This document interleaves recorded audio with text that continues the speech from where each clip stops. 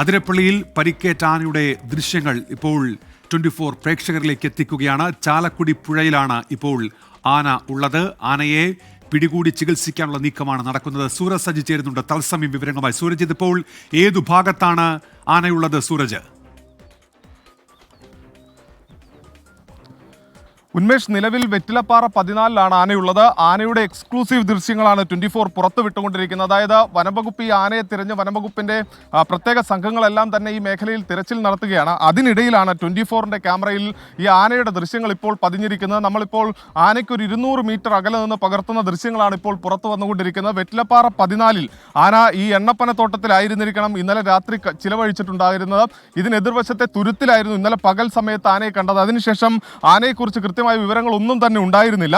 അതിനിടയിലാണ് അതാ ഇപ്പോൾ അല്പം മുമ്പ് നമുക്ക് ഇങ്ങനെ ഒരു വിവരം ലഭിക്കുന്നത്. ആന ചാലക്കുടി പുഴയിലുണ്ട് എന്ന വിവരം ലഭിക്കുന്നത്. വെറ്റിലപ്പാറ 14 ചേർന്ന ഈ ചാലക്കുടി പുഴ ഇപ്പോൾ ആന മുറിച്ചു കിടക്കുന്നതാണ് ദൃശ്യത്തിൽ കാണുന്നത്. അതിന്റെ മസ്തകത്തിലാണ് മുറിവേറ്റിരുന്നത്. കഴിഞ്ഞ ഏതാനും ദിവസങ്ങളിലായി ആന അവശതയിൽ തന്നെയായിരുന്നു. ഇപ്പോഴും ആനയുടെ നടത്തത്തിലടക്കം ആ അവശത വ്യക്തമാണ്. ഇന്ന് ഡോക്ടർ അരുൺ സക്രിയ ഈ ആനയുടെ ചികിത്സയ്ക്ക് വേണ്ടി ഇവിടെ എത്തിയിട്ടുണ്ട്. പ്രത്യേക ദൗത്യ സംഘം അതിരപ്പള്ളിയിൽ എത്തിയിരിക്കുന്നു. 20 അംഗ ദൗത്യ സംഘം ഈ ആനയ്ക്ക് ചികിത്സ നൽകുന്നതിന് വേണ്ടി എത്തിയിരിക്കുന്നു. ആ ദൗത്യ സംഘത്തിലെ തലവൻ അരുൺ സക്രി ഇന്ന് പറഞ്ഞതും ഈ ആനയുടെ ആരോഗ്യസ്ഥിതി സംബന്ധിച്ച് വലിയ ആശങ്ക ഉണ്ട് എന്നുള്ളത് തന്നെയാണ്. ആനയ്ക്ക് കൃത്യമായി ഭക്ഷണം എടുക്കാൻ കഴിയുന്നില്ല. അങ്ങനെ തുടങ്ങി ആനയുടെ ആരോഗ്യസ്ഥിതിയിൽ വലിയ പ്രശ്നങ്ങളുണ്ട് എന്ന് ഡോക്ടർ പറഞ്ഞത് ശരിവെക്കുന്നത് പോലെ തന്നെയാണ് ആനയുടെ ശരീരപ്രകൃതി. 24ന്റെ ഓൺ ക്യാമറ വിഷ്വൽസ് ആണ് ഇപ്പോൾ വന്നുകൊണ്ടിരിക്കുന്നത്. ആന ചാലക്കുടി പുഴ പതിയെ മുറിച്ചു കിടക്കുന്നതാണ്. പലപ്പോഴും ഈ ആന മുറിച്ചു കിടക്കുന്നത് നമ്മൾ പല ആനകളും ഈ ചാലക്കുടി പുഴ മുറിച്ചു കിടക്കുന്നത് കണ്ടിട്ടുള്ളതാണ്. പക്ഷേ ഈ ആനയുടെ നടത്തത്തിലടക്കം വലിയ അവശത പ്രകടമാണ് എന്നുള്ളത് ദൃശ്യങ്ങളിൽ തന്നെ വ്യക്തമാണ്. അതാ വലിയ അവശതയോടുകൂടി ആന നടന്നു നീങ്ങുന്നതാണ് കാണുന്നത്. അതിന്റെ മസ്തകത്തിൽ ആഴത്തിലുള്ള മുറിവുണ്ട് എന്നുള്ളത് തന്നെയാണ് വനംവകുപ്പ് കണ്ടെത്തിയിരിക്കുന്നത്. ഡോക്ടർ അരുൺ സക്രിയുമായി എല്ലാം സംസാരിക്കുമ്പോൾ അദ്ദേഹം പറയുന്നത് ഈ മസ്തകത്തിലാണ് മുറിവേറ്റിട്ടുള്ളത്. ഈ മസ്തകത്തിന്റെ മുൻഭാഗം എന്ന് പറയുന്നത് എയർ സെൽസ് ആണ്. ഈ എയർ സെൽസിന് ഈ മുറിവിനെ തുടർന്ന് ഇൻഫെക്ഷൻ അണുബാധ ബാധിച്ചിട്ടുണ്ട്. അതാണ് ഈ മസ്തകത്തിൽ നിന്ന് പഴുപ്പൊലിച്ചിറങ്ങുന്നതിലേക്കടക്കം നയിച്ചത് എന്നുള്ളതാണ് വനംവകുപ്പിന്റെ കണ്ടെത്തൽ. അതുകൊണ്ട് തന്നെ ഈ ആനയ്ക്ക് അടിയന്തരമായി ചികിത്സ നൽകിയില്ലെങ്കിൽ ജീവൻ പോലും നഷ്ടപ്പെടുന്ന ഒരു സാഹചര്യമുണ്ട്. ഇന്ന് അരുൺ സക്രിയ മാധ്യമങ്ങളുമായി സംസാരിക്കുന്ന സമയത്തും അദ്ദേഹം പറഞ്ഞത് ആനയുടെ ആരോഗ്യസ്ഥിതിയിൽ വലിയ ആശങ്കയുണ്ട് എന്ന കാര്യം തന്നെയാണ് അരുൺ സക്രിയ ഇന്ന് പങ്കുവച്ചത്. അത്തരത്തിൽ ആ ആശങ്ക പ്രകടമാക്കുന്ന ദൃശ്യങ്ങളാണ് ഇപ്പോൾ നമ്മൾ കണ്ടുകൊണ്ടിരിക്കുന്നത്. ആന ഈ വെറ്റിലപ്പാറ 14 പ്ലാന്റേഷൻ സമീപമായിരുന്നു ഉണ്ടായിരുന്നത്. ഈ പ്ലാന്റേഷൻ സമീപത്ത് നിന്ന് ഇപ്പോൾ ചാലക്കുടി പുഴയിലേക്ക് ഇറങ്ങിയിരിക്കുന്നു. അതിനപ്പുറം എന്ന് പറയുന്ന ഉന്മേഷ് ഒരു തുരുത്താണ്. ആ തുരുത്തിലേക്കാണ് ആന നീങ്ങിക്കൊണ്ടിരിക്കുന്നത്. ഇന്നലെയും ഈ തുരുത്തിനകത്തേക്ക് ആന കയറി. പക്ഷെ അതിനുശേഷം വനംവകുപ്പിന് കൃത്യമായി ഈ ആനയെ ട്രേസ് ചെയ്യാൻ കഴിഞ്ഞിരുന്നില്ല. അതായത് രാവിലെയൊക്കെ ഈ ആന എവിടെയാണ് എന്നത് സംബന്ധിച്ച് ഒരു അനിശ്ചിതത്വം ഉണ്ടായിരുന്നു. വനംവകുപ്പിന്റെ വിവിധ സംഘങ്ങളായി തിരിഞ്ഞുകൊണ്ട് ആനയെ കണ്ടെത്തുന്നതിന് വേണ്ടിയുള്ള ഒരു ശ്രമം എല്ലാം നടത്തിയിരുന്നു. ഇപ്പോഴും ഈ ചാലക്കുടി പുഴ മുറിച്ചു കടന്നത് ആന തുരുത്തിലേക്ക് തന്നെയാണ് നീങ്ങുന്നത്. അതായത് ഇന്നലെ പകൽ സമയമെല്ലാം ഈ ആന ചിലവഴിച്ചിരുന്ന ഈ തുരുത്തിൽ മാത്രമാണ്. രാത്രി എപ്പോഴെങ്കിലും ഇറങ്ങി കുറച്ച് തീറ്റ എടുക്കുന്നു. അതിനുശേഷം ഈ ആന തുരുത്തിലേക്ക് മടങ്ങുന്നതാണ് ദൃശ്യങ്ങളിൽ. ആനയുടെ ഒരു ശരീരപ്രകൃതിയിലേക്ക് പോയാൽ പോലും ആ വയറ് എല്ലാം തീർത്തും കാലിയാണ്. ഒരു ആനയുടെ വയർ എങ്ങനെ ഉണ്ടാകുമോ ആ വയർ ഈ ആനയ്ക്കില്ല എന്ന് തന്നെ തീർത്തും പറയേണ്ടി വരും. സാധാരണ ഈ അതിരപ്പള്ളിയിലെ ആനകളെ സംബന്ധിച്ച് അത് രാത്രി കാലങ്ങളിൽ ഇറങ്ങി രാവിലെ ഈ തുരുത്തിലേക്കും മറ്റും മടങ്ങുന്ന സമയത്ത് ഈ ആനകളുടെ ശരീരത്തിൽ പോലും നമുക്ക് അവ തീറ്റ എടുത്തതിൻ്റെ ഇത് നമുക്ക് പ്രകടമാകുന്നതാണ്. പക്ഷേ ഈ ആനയെ സംബന്ധിച്ച് ശരീരം വളരെയധികം ശോഷിച്ചു പോയിരിക്കുന്നെന്ന ഒറ്റ നോട്ടത്തിൽ തന്നെ നമുക്ക് പറയാൻ കഴിയും. ഇതിപ്പോൾ കാലടി പ്ലാന്റേഷന്റെ 2ാം ബ്ലോക്കിലേക്കാണ് ആന നീങ്ങിക്കൊണ്ടിരിക്കുന്നത്. അതായത് ഈ ചാലക്കുടി പുഴ മുറിച്ച് ആന കടക്കുന്നത് ഈ കാലടി പ്ലാന്റേഷന്റെ 2ാം ബ്ലോക്കിലേക്കാണ്. ആ 2ാം ബ്ലോക്കിനും ചാലക്കുടി പുഴയ്ക്കുമിടയിൽ ഒരു തുരുത്തുണ്ട്. ആ തുരുത്തിലേക്കാണ് ആന നടന്നു നീങ്ങുന്നത്. ആ ദൃശ്യങ്ങളിൽ തന്നെ വ്യക്തമാണ്.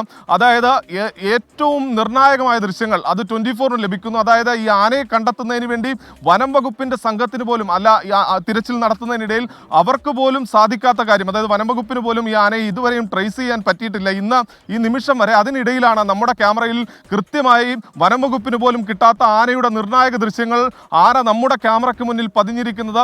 ഇപ്പോൾ ആ തുരുത്തിലേക്ക് കൊമ്പൻ നടന്നു കയറുകയാണ്. ഈ ആനയെ അടുത്ത് കിട്ടിയാൽ മാത്രമാണ് ഇതിന്റെ മുറിവ് എത്രത്തോളം ഉണ്ട്, മുറിവിന്റെ ആഴം എത്രത്തോളം ഉണ്ട് എന്ന് പരിശോധിച്ചതിന് ശേഷം ഏത് തരത്തിലായിരിക്കണം ചികിത്സ നൽകേണ്ടത് എന്ന് ഉൾപ്പെടെയുള്ള കാര്യങ്ങൾ തീരുമാനിക്കാൻ കഴിയുകയുള്ളൂ. എന്തായാലും ആനദ ഇപ്പോൾ തുരുത്തിലേക്ക് കയറിയിരിക്കുന്നു. വെറ്റിലപ്പാറ 14 നിന്ന് ചാലക്കുടി പുഴ മുറിച്ചു കടന്നാണ് ഇപ്പോൾ ഈ പ്ലാന്റേഷൻ കോർപ്പറേഷന് കാലടി പ്ലാന്റേഷന്റെ 2ാം ബ്ലോക്കിനോട് ചേർന്നുള്ള തുരുത്തിലേക്ക് ആന കയറിയിരിക്കുന്നു. എന്തായാലും ഇനി ദൗത്യ സംഘം ക്യാമ്പ് ചെയ്യാൻ പോകുന്ന അവിടെ അവിടെ തന്നെയാണ്. ഇന്നലെ രാവിലെ നമ്മൾ ഇവിടെ എത്തുന്ന സമയത്തും ആന ഈ തുരുത്തിലേക്ക് കയറിയിരുന്നു. പിന്നീട് വനംവകുപ്പ് ഉദ്യോഗസ്ഥർ ഈ തുരുത്തിലെത്തിയാണ് ആനയെ നിരീക്ഷിച്ചതെല്ലാം. പക്ഷേ ഇന്നലെ വൈകുന്നേരത്തോടു കൂടി വനംവകുപ്പിന്റെ നിരീക്ഷണ വലയത്തിൽ നിന്ന് ആന പോയിരുന്നു എന്നുള്ളതാണ് നമുക്ക് ലഭിക്കുന്ന വിവരം. അങ്ങനെ രാവിലെ വനംവകുപ്പിന്റെ സംഘം വിവിധ സംഘങ്ങളായി തിരിഞ്ഞുകൊണ്ട് ഈ പരിശോധന നടത്തുന്നതിനിടയിലാണ് ചാലക്കുടി പുഴയിൽ നിന്ന് നമുക്ക് തന്നെ നിർണായക ദൃശ്യങ്ങൾ ലഭിച്ചിരിക്കുന്ന ആനയുടെ ശരീരപ്രകൃതിയിൽ പോലും ആ അവശത പ്രകടമാണ്.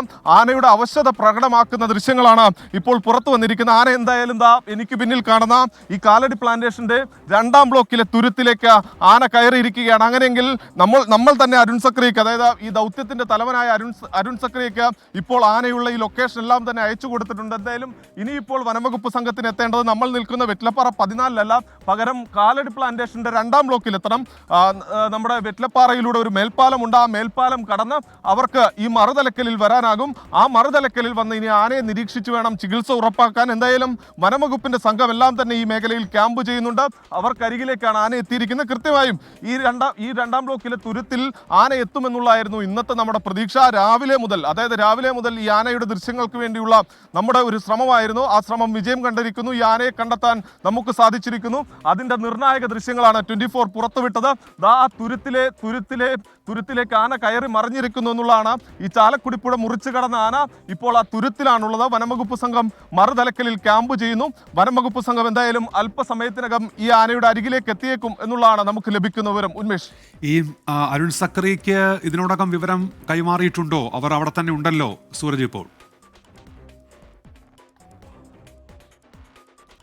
ഉന്മേഷ്, തീർച്ചയായും അരുൺ സക്രിയ അടക്കമുള്ള സംഘങ്ങൾ ഇപ്പോൾ ഈ വാഴച്ചാലിൽ നിന്ന് ഈ വെറ്റിലപ്പാറ മേഖലയിലേക്ക് തിരിച്ചിരുന്നു. അതായത് ഈ പുഴയ്ക്ക് ഇവിടെ നിന്ന് ഒരു 5 കിലോമീറ്റർ അകലെയാണ്, നമ്മളിപ്പോൾ നിൽക്കുന്ന 5 കിലോമീറ്റർ അകലെയാണ് ഈ വെറ്റിലപ്പാറയുള്ളത്. സ്വാഭാവികമായും ഞാൻ നിൽക്കുന്ന ഈ വലതുവശത്ത് കൂടി കറങ്ങി വേണം അവർക്ക് അങ്ങോട്ടേക്ക് വരാൻ. അരുൺ സക്രിയ അടക്കം വാഴച്ചാലിൽ നിന്ന് പുറപ്പെട്ട ഈ വെറ്റിലപ്പാറയിലേക്ക്, അതായത് എനിക്ക് പിന്നിൽ പുറകിൽ കാണുന്ന ആ മേഖലയിലേക്ക് യാത്ര തിരിച്ചിരുന്നു.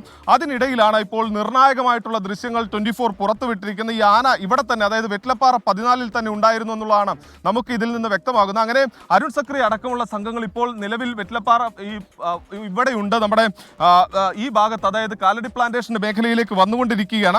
വെറ്റിലപ്പാറയിൽ നിന്ന് കാലടി പ്ലാന്റേഷനിലേക്കുള്ള യാത്രയിലാണ് അരുൺ സക്രിയ എന്നുള്ളതാണ് പറയുന്നത്. നമ്മളിപ്പോൾ നിൽക്കുന്ന ഈ മേഖലയുടെ ലൊക്കേഷൻ അടക്കം നമ്മൾ ഈ സംഘത്തിന്റെ തലവനായിട്ടുള്ള അരുൺ സക്രിയക്ക് കൈമാറുകയും ചെയ്തിട്ടുണ്ട്.